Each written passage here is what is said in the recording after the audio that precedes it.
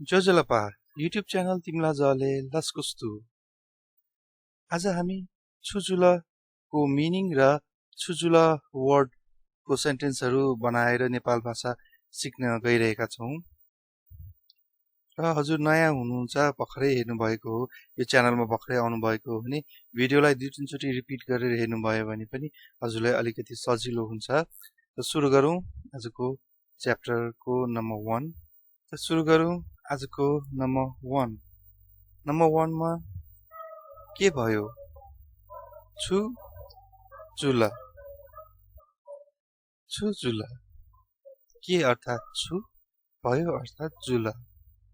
कोही मान्छे अब स्याड मुडमा छ, के भयो साथी भन्नु पर्यो भने अब यस्तो भन्न सकिन्छ। स्याड मुडमा अथवा अरु कुनै मुडमा हुँदाखेरि पनि के भयो भन्नु पर्यो भने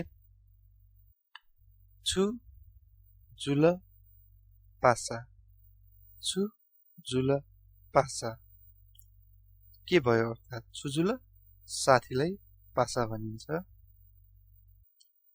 उसलाई के भयो? उइत छुजुल। उइत छुजुल। तिमीहरूलाई के भयो? छिम्त छुजुल। छिम्त छुजुल।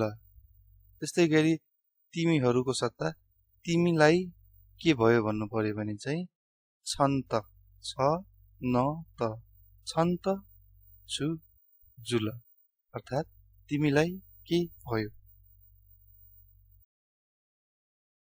फेरि के भयो? हान होइन, हान छुजुल। हान छुजुल। अथवा कन्फ्युजिङ हुन्छ भने यसरी पनि हामीले बुझ्न सकिन्छ। हान।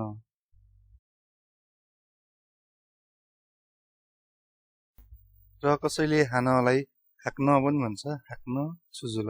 कसैले हान भन्छ, कसैले हाक्न भन्छ भनेर प्रिभियस भिडियोमा पनि मैले भनिसकेको छु। नेक्स्ट, के भइराखेको छ? जुया चोङ्गु दु। जुया चोङ्गु दु। छु अर्थात के, भइराखेको छ अर्थात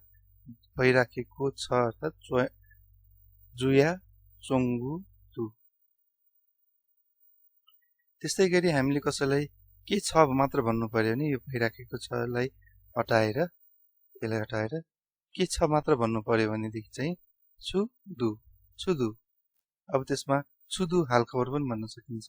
त्यस्तै गरी अब के गरिराखेको भन्नु पर्यो भने चाहिँ छु याना चोना। छु याना चोना।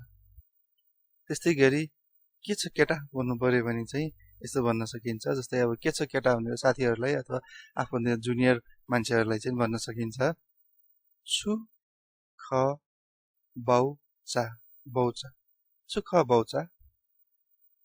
यो चाहिँ मेरो एउटा साथीले प्राय जस्तो भन्छ, साथीहरूलाई पनि भन्छ, हामीलाई पनि भन्छ र हाम्रो जुनियर अब भाइहरूलाई पनि भन्छ। त्यस्तै गरी अर्को सुख मैचा पनि भन्न सकिन्छ। मैचा चाहिँ अब आफूले मन पराएको मान्छेलाई पनि भन्न सकिन्छ। अनि त्यस्तै गरी अब साथीहरूलाई पनि भन्न मिल्छ। छु ख मैचा। त्यस्तै गरी यसमा छुजुल पनि भन्न सकिन्छ। छुजुल बाउचा, के भयो बाउचा। छुजुल मैचा, के भयो मैचा। त्यस्तै गरी अर्को एउटा पनि यसमा थप्न सकिन्छ। छुधयौ अर्थात के भनेको। यसमा चाहिँ अब के भन्नु भएको भनेर अलिकति रेस्पेक्ट गरेर भन्नु पर्यो भने चाहिँ नि दया दियो भन्नुपर्छ। दया दियो। छु दया दियो।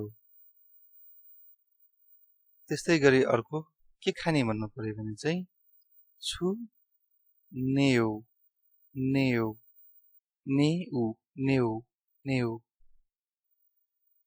त्यस्तै गरी अलिकति रेस्पेक्ट गरेर भन्नुपर्ने मान्छेलाई अथवा अलिकति रोमान्टिक मुडमा भयो भने चाहिँ छु न या डी, न या डी, छु न या दी।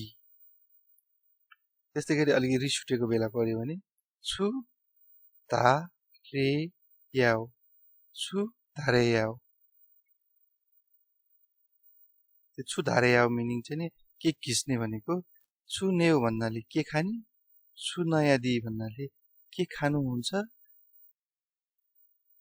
आजको लागि यति नै, र हजुरहरूले च्यानल सब्सक्राइब गर्नुभएको छैन भने सब्सक्राइब गर्नुहोला, र मन परेदेखि साथीहरूलाई सेयर पनि गरिदिनु होला, जसले गर्दाखेरि साथीहरूले पनि प्र्याक्टिस गर्नेछन् र हजुरलाई नेपाल भाषा बोलेर प्र्याक्टिस गर्नको लागि मान्छेहरू अर्थात् साथीहरू पनि हुनेछ। थ्याङ्क यू, शुभ।